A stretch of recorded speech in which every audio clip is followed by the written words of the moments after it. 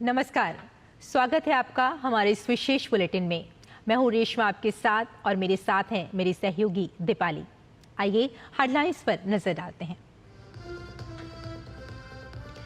छत्तीसगढ़ में सुरक्षा बलों को मिली बड़ी कामयाबी। बस्तर में अलग अलग मुठभेड़ों में 24 नक्सली ढेर, एक जवान भी शहीद। केंद्रीय गृह मंत्री अमित शाह ने कहा, अगले साल 31 मार्च से पहले देश होने वाला है नक्सल मुक्त।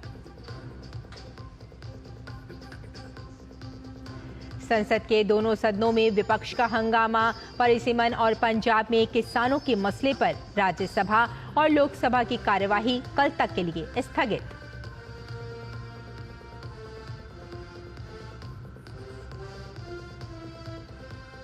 नागपुर के कई इलाकों में प्रशासन ने कर्फ्यू में दी ढील। हिंसा को लेकर भड़काऊ पोस्ट शेयर करने वाले अकाउंट्स की पहचान जारी। अब तक 10 मामले दर्ज। आरोपी फहीम समेत 6 लोगों पर राष्ट्रद्रोह का चलेगा मामला।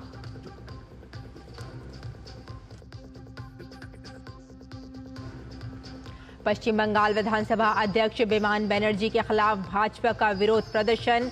विधानसभा में बोलने नहीं दिए जाने का लगाया आरोप। अग्निमित्रा पॉल ने कहा, प्रदेश में केवल ममता बनर्जी का ही संविधान लागू।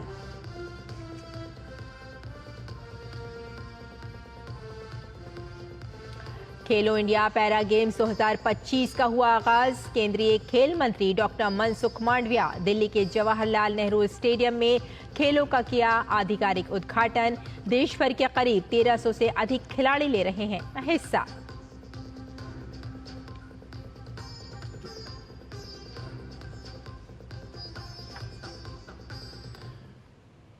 और आइए अब समाचारों पर डालते हैं विस्तार से नजर। गुरुवार को नक्सल मुक्त भारत अभियान और नक्सल मुक्त छत्तीसगढ़ अभियान को बड़ी सफलता मिली है। प्रदेश के बीजापुर और कांकेर में सुरक्षा बलों ने 2 अलग अलग मुठभेड़ में 24 नक्सलियों को मार गिराया है।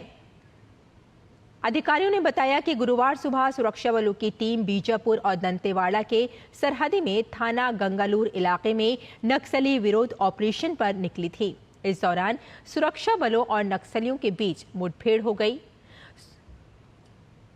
सुरक्षा बलों की टीम ने बीजापुर में 20 तो वहीं कांकेर में 4 नक्सलियों को मार गिराया। इस बीच मुठभेड़ के दौरान बीजापुर में डीआरजी का एक जवान शहीद हो गया।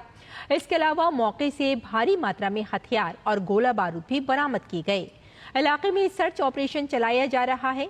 गौरतलब है कि पिछले दिनों मुख्यमंत्री विष्णुदेव साय ने केंद्रीय गृह मंत्री अमित शाह से मुलाकात की थी, जिसमें नक्सलवाद को पूरी तरह खत्म करने, बस्तर के विकास को तेज करने और पर्यटन व आर्थिक गतिविधियों को बढ़ावा देने पर विस्तार से चर्चा की गई थी। काफ़ी बड़ी मात्रा में AK-47 इस प्रकार का ऑटोमेटिक सेमी ऑटोमेटिक वेपन भी बरामद किए गए थे। दुर्भाग्यवश इस मुठभेड़ में हमारा एक DRG जवान बहादुरी से महोदय से लड़ते दौरान उन्हें गोली लग गए थे। उनका उसी घटनास्थल में शहादत हो गए थे। इसके बावजूद सुरक्षा बल द्वारा अभी लगातार ये इलाका में ऑपरेशन जारी रखा है। अभी फायरिंग और सर्चिंग अभियान जारी है। उत्तर बस्तर मार्ट डिवीजन कैडर्स के विरुद्ध में एक अभियान संचालित किए जा रहे थे। इस अभियान में प्रातः 8 बजे से लगातार अनेक बार मुठभेड़ हुई। उसमें काफ़ी बड़ी संख्या में ऑटोमेटिक सेमी ऑटोमेटिक वेपन भी बरामद किए गए थे। इस क्षेत्र में भी अभी लगातार फायरिंग और सर्चिंग जारी है।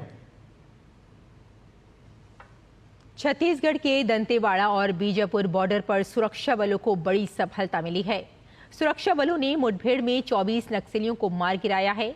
केंद्रीय गृह एवं सहकारिता मंत्री श्री अमित शाह ने इसे भारत को नक्सल मुक्त बनाने की दिशा में सुरक्षा बलों की बड़ी सफलता बताया है।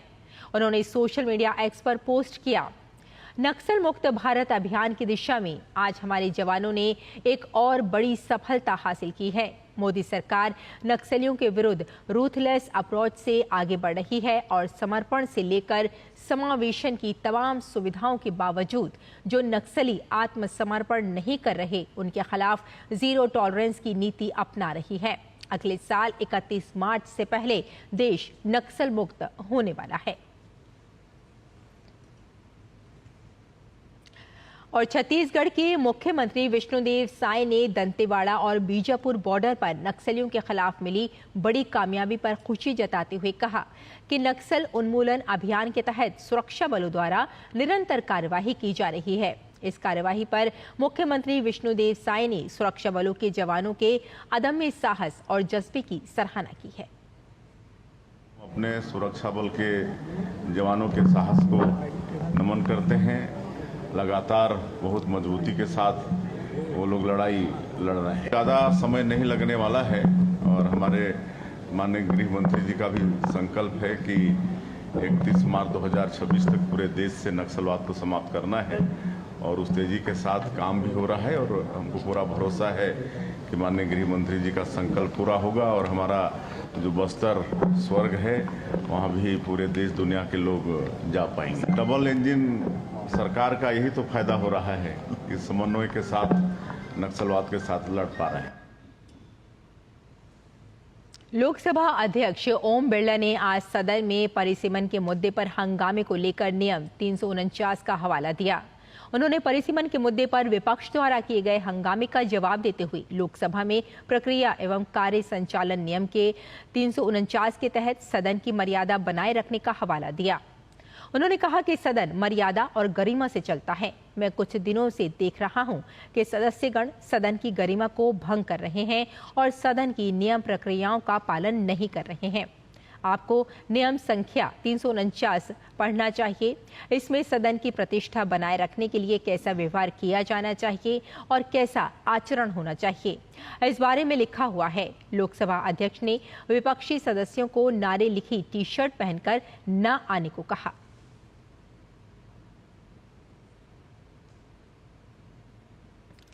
लोकसभा और राज्यसभा की कार्यवाही कल तक के लिए स्थगित कर दी गई है।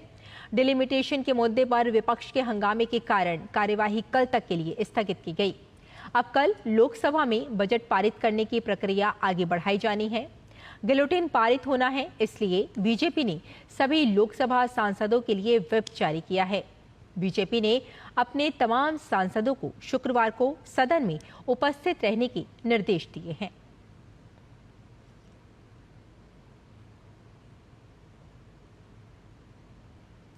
भले ही विपक्ष के हंगामे के बीच संसद की कार्यवाही सुचारू नहीं चली, लेकिन इस बीच संसद भवन परिसर में भारत और इजरायल के बीच के दोस्ताना रिश्ते की एक झलक जरूर देखने को मिली, जब इजरायल के एक डिप्लोमेटिक डेलीगेशन ने संसद भवन परिसर का भ्रमण किया।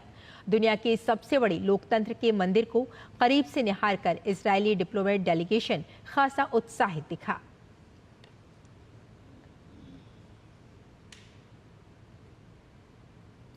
और चुनाव आयोग ने पिछले एक महीने की जानकारी देते हुए बताया है कि पिछले एक महीने में चुनाव प्रक्रियाओं को मजबूत करने की दिशा में चुनाव आयोग ने साहसिक कदम उठाए हैं। चुनाव आयोग ने बताया कि करीब 1 करोड़ चुनाव अधिकारियों की निरंतर क्षमता वृद्धि के लिए डिजिटल प्रशिक्षण की योजना बनाई गई है। ERO, DEO और CEO स्तर पर चुनाव अधिकारियों के साथ करीब 5000 सर्वदलीय बैठकों के माध्यम से राजनीतिक दलों की भागीदारी की गई है। चुनाव आयोग ने बताया कि आपत्तियों और अपीलों का कानूनी ढांचा, प्रविष्टियों में सुधार और मतदाता सूची में नाम शामिल करने का मार्गदर्शन किया गया है और तब तक केवल 89 प्रथम अपील और केवल 1 द्वितीय अपील दायर की गई है। आंध्र प्रदेश के मुख्यमंत्री चंद्रबाबू नायडू ने गेट्स फाउंडेशन के चेयरमैन और माइक्रोसॉफ्ट के पूर्व CEO बिल गेट्स से मुलाकात की। इसी बीच आंध्र प्रदेश सरकार और bill and Melinda Gates foundation के बीच सहयोग को मजबूत करने पर चर्चा की गई। वहीं इस पर बिल गेट्स ने अपने सोशल मीडिया एक्स पर लिखा है कि आंध्र प्रदेश के मुख्यमंत्री से मिलकर बहुत अच्छा लगा, जिसमें @BMGF इंडिया और GOAP के बीच समझौता ज्ञापन पर हस्ताक्षर किए गए। बिल गेट्स ने आगे लिखा कि @BMGF इंडिया स्वास्थ्य, कृषि और शिक्षा में नवाचार आधारित विकास के राज्य के साहसिक दृष्टिकोण का समर्थन करना जारी रखे हुए है।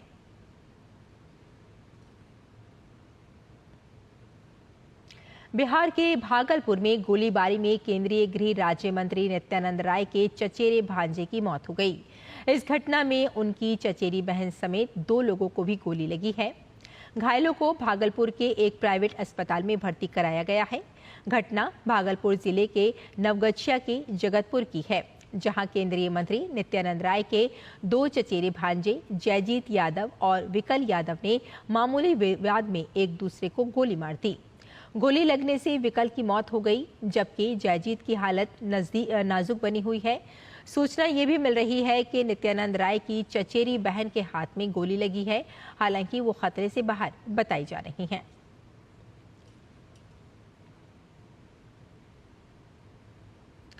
दिल्ली के मयूर विहार इलाके में 3 मंदिरों पर बुलडोजर कार्रवाई के खिलाफ याचिका पर सुप्रीम कोर्ट ने सुनवाई से इनकार कर दिया है। शीर्ष कोर्ट ने याचिकाकर्ता को दिल्ली हाई कोर्ट जाने का निर्देश दिया है। याचिकाकर्ता के वकील विष्णु शंकर जैन ने सुप्रीम कोर्ट से इस मामले में हाई कोर्ट में सुनवाई तक बुलडोजर कार्रवाई पर रोक लगाने की मांग की थी। उच्चतम न्यायालय ने बुलडोजर कार्रवाई पर रोक लगाने से इनकार करते हुए कहा कि मामले में पहले हाई कोर्ट में सुनवाई होनी चाहिए। मयूर विहार इलाके में 35 सालों से मंदिर मौजूद है। ब्रेक के बाद आपका एक बार फिर स्वागत है। आइए आगे बढ़ते हैं।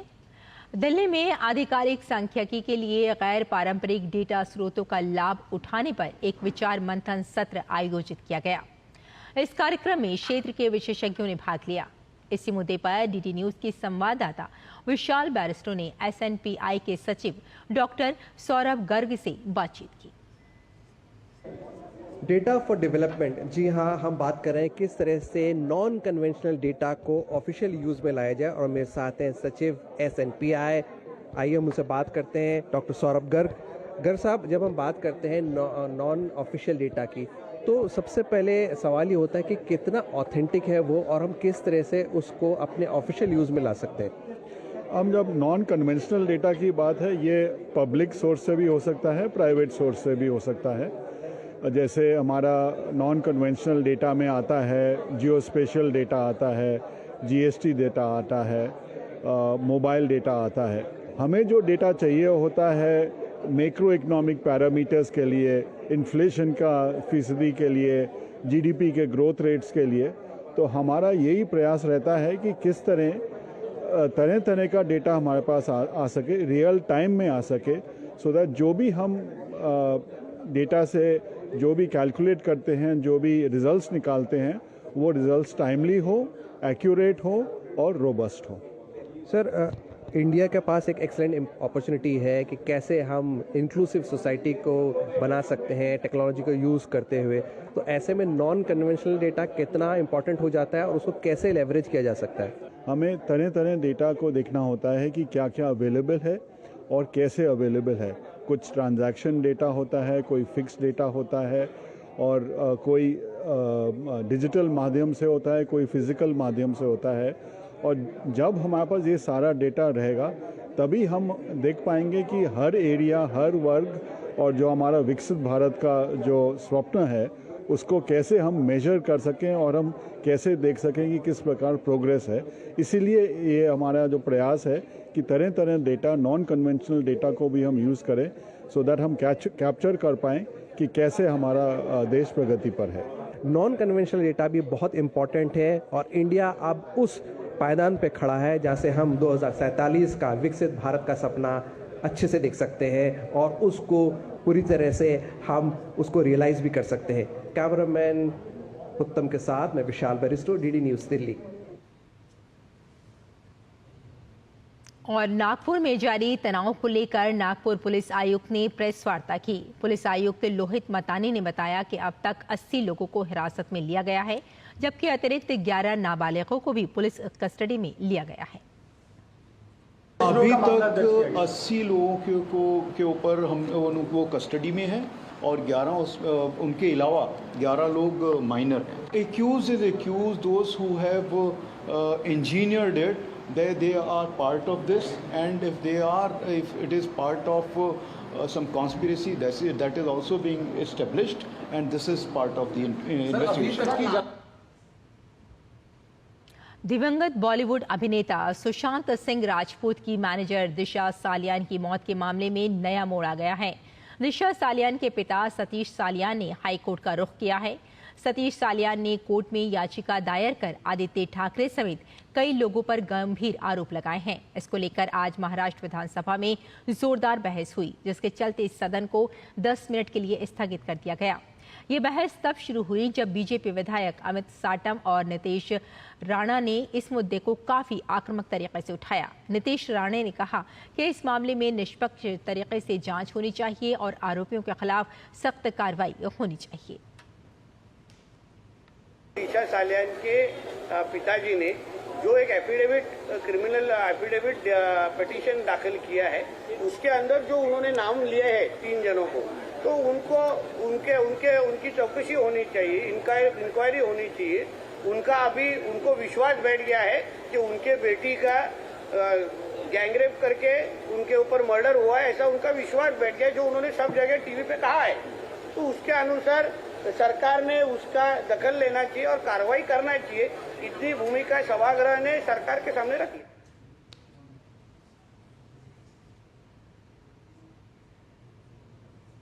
बीजेपी विधायक अमित साटम ने कहा कि दिशा सालियान की मौत को लेकर 2022 में जो एसआईटी का गठन किया गया था, उसकी जांच कहां तक पहुंची है, ये देश और महाराष्ट्र के लोगों के सामने आना चाहिए।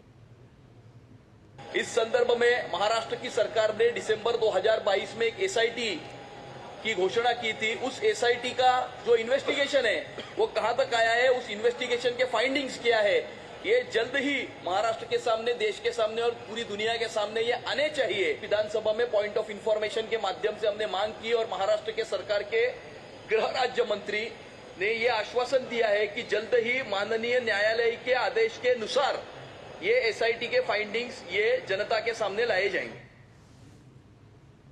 और बैंकॉक में होने वाले आगामी बिम्स्टेक शिखर सम्मेलन में कई अहम मुद्दों पर ध्यान केंद्रित किया जाएगा। नेपाल की विदेश मंत्री आरजू राणा देवबा ने कहा कि बिम्स्टेक शिखर सम्मेलन में डीपीआई में सहयोग बढ़ने पर राहत होगी। इस मुद्दे पर नेपाल की विदेश मंत्री आरजू राणा देवबा से डीडी न्यूज के संवाददाता अखिलेश सुमन ने बातचीत की। नेपाल की विदेश मंत्री आरजू राणा देवबा हमारे साथ हैं। मैडम, प्रधानमंत्री नरेंद्र मोदी और आपके भी प्रधानमंत्री जा रहे हैं अगले महीने बिम्स्टेक की बैठक में भाग लेने बैंकॉक में, तो आपकी तरफ से बिम्स्टेक में कौन से खास मुद्दे उठाए जाने वाले हैं? एक तो हमारा कनेक्टिविटी के मुद्दा सबसे आगे होगा और Nepal is taking leadership on people to people movement, so we will be talking about tourism as well, or maritime access to the sea, mainly economic framework में कैसे Nepal can also enter, especially as we are a landlocked nation. So इसमें हमारा I think बहुत ज़्यादा interest होगा। Madam, UPI पे भारत और नेपाल के बीच में काम हो रहा है, तो यूपीआई के यूज में नेपाल की अभी क्या स्थिति है? आई थिंक इसका अच्छा ही नतीजा आ रहा है और the payments that are being done, the data exchange से भी ज़्यादा पेमेंट्स के उसमें अच्छे हो रहा है। भारत और नेपाल के बीच में भी डेटा का ट्रांजैक्शन सारा हो रहा है? अभी तक तो नहीं हुआ, स्पेशली ओनली अभी पेमेंट के सर्विसेज में हो रहा है, बट बाकी के भी पोटेंशियल्स बहुत है। अभी सिर्फ टूरिज्म और ये शॉपिंग वगैरह इधर उधर का पेमेंट थोड़ा रेमिटेंस में हो रहा है, बट इसका पोटेंशियल बहुत ज़्यादा है। भारत ने डीपीआई पे, डिजिटल पब्लिक इंफ्रास्ट्रक्चर पे काफ़ी काम किया है, तो जो बिम्स्टेक का शिखर सम्मेलन होगा उसमें भी क्या इस पे किसी तरह के कोलैबोरेशन, सामूहिक प्रयास के लिए कुछ बात की जा सकती है? डेफिनेटली की जा सकती है और just as I referred in my speech also, the cost effectiveness of the Indian DPI system and the technology that you all have used, I think that will be very useful for all nations across BIMSTEC. So I think it is a issue that will get good attention. तो नेपाल की विदेश मंत्री का कहना है कि जो capacity building है डीपीआई के क्षेत्र में, उसमें भारत और नेपाल या भारत और बिम्स्टेक के अन्य देश भी सहयोग कर सकते हैं। डीडी न्यूज़ के लिए दिल्ली से मैं अखिलेश सुमन। और पर्यावरण से जुड़ी प्रधानमंत्री नरेंद्र मोदी की बड़ी पहल एक पेड़ मां के नाम अभियान ने कुछ ही महीनों में इतिहास रच दिया है। अभियान के तहत अब तक 126 करोड़ से अधिक पेड़ लगाए जा चुके हैं। जन जन की भागीदारी के साथ ये महाअभियान अब दुनिया भर में फैल रहा है। बीते एक दशक में प्रधानमंत्री नरेंद्र मोदी ने पर्यावरण संरक्षण की दिशा में जितने प्रयास किए वो अभूतपूर्व हैं। पीएम की ऐसी ही एक अहम पहल रही एक पेड़ माँ के नाम अभियान। 5 जून 2024 को लॉन्च इस अभियान ने 10 महीने में ही सफलता की नई गाथा लिख डाली है। दिल्ली के बुद्ध जयंती पार्क में पीपल का पेड़ लगाकर अभियान का शुभारंभ करते हुए पीएम ने लोगों से इस पहल का हिस्सा बनने को कहा था। आज इस अभियान में जन भागीदारी बेमिसाल नजर आती है। अभियान के तहत अब तक 126 करोड़ से अधिक पेड़ लगाए जा चुके हैं। अभियान में ग्रामीण और शहरी दोनों क्षेत्रों की बढ़ चढ़कर भागीदारी देखी गई है।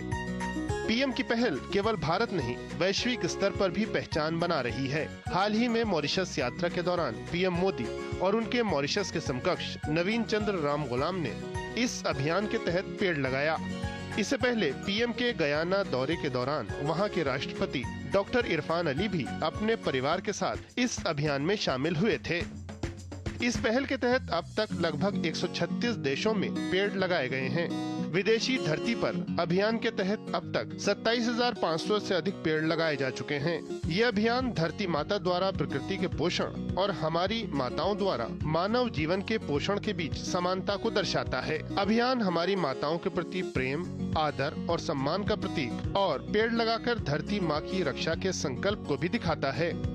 एक पेड़ माँ के नाम अभियान में शानदार जन भागीदारी से न केवल पेड़ लगाने में मदद मिली, बल्कि लोगों को उनकी सुरक्षा और देखभाल की आवश्यकता के बारे में जागरूक करने में भी सहायता मिली है।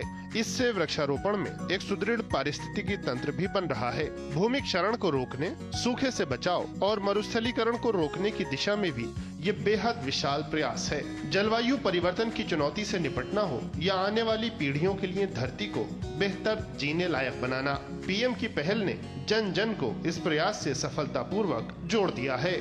Bureau report, DD news. और आपको बता दें कि मिनिस्ट्री ऑफ इलेक्ट्रॉनिक और इंफॉर्मेशन और टेक्नोलॉजी ने अवार्ड सेरेमनी का ऐलान कर दिया है और इसमें Indian web browser development challenge chips हैं जो स्टार्ट हो जाएगा C2S प्रोग्राम के तहत।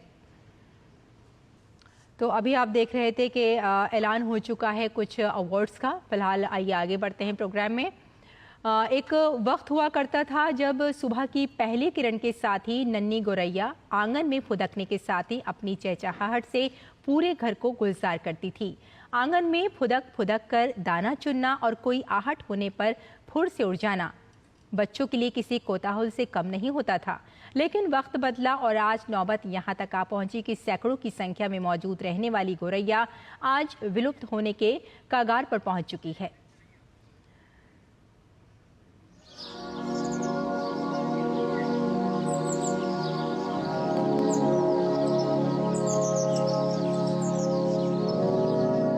गौरैया, जो अपने छोटे आकार और चहचहाने वाली आवाज के लिए जानी जाती है, जो कभी हमारे आंगनों, छतों और खिड़कियों पर फुदकती चहकती नजर आती थी, आज विलुप्त होने के कगार पर है। मनुष्यों के आसपास रहने की वजह से सामाजिक पक्षी कही जाने वाली गौरैया आज समाज से ही दूर होती जा रही है। गौरैया की संख्या दिनों दिन घटती जा रही है। बढ़ते शहरीकरण, मोबाइल टावरों के रेडिएशन और कंक्रीट के जंगलों के फैलाव के साथ ही प्रदूषण और कृषि पद्धतियों में बदलाव ने इसका घर छीन लिया है। इसके कारण गौरैया की संख्या में लगातार गिरावट आ रही है। एक आकलन के मुताबिक दुनिया भर में गौरैया की संख्या करीब 1.6 अरब है। IUCN यानी international union for conservation of nature ने गौरैया की घटती आबादी को देखते हुए 2002 में इसे लुप्त प्राय प्रजातियों में शामिल कर दिया। वहीं भारत सरकार ने इसे वन्यजीव संरक्षण अधिनियम 1972 की अनुसूची 2 में शामिल किया है। इसके तहत गौरैया का शिकार करना और कहीं ले जाना सख्त मना है। गौरैया से विश्व को प्रथम परिचय 1851 में अमेरिका के ब्रुकलिन इंस्टीट्यूट ने कराया था। गौरैया पर गहराते संकट से चिंतित प्रधानमंत्री नरेंद्र मोदी ने मन की बात में इसे जैव विविधता के लिए अहम बताते हुए इसके संरक्षण के लिए लोगों से अपील की। हमारे आसपास बायोडायवर्सिटी को बनाए रखने में गौरैया का एक बहुत महत्वपूर्ण योगदान होता है, लेकिन आज शहरों में बड़ी मुश्किल से गौरैया दिखती है। बढ़ते शहरीकरण की वजह से गौरैया हमसे दूर चली गई है।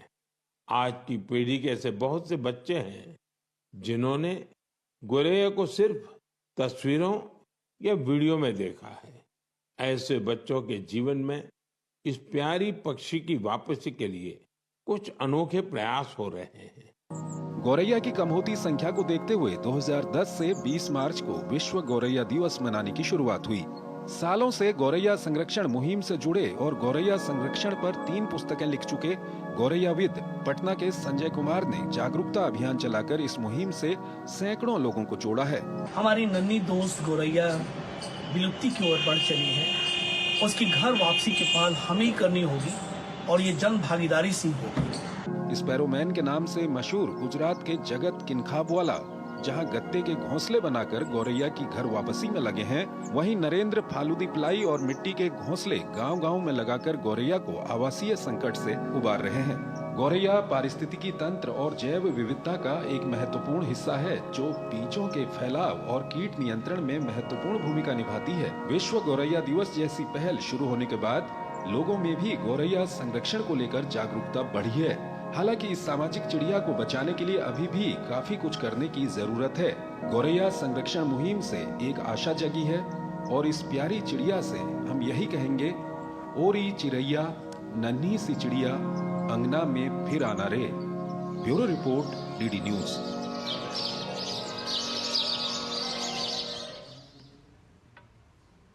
तो हमारे इस बुलेटिन में फिलहाल इतना ही। मुझे और मेरी सहयोगी दीपाली को यहीं अनुमति दें। नमस्कार।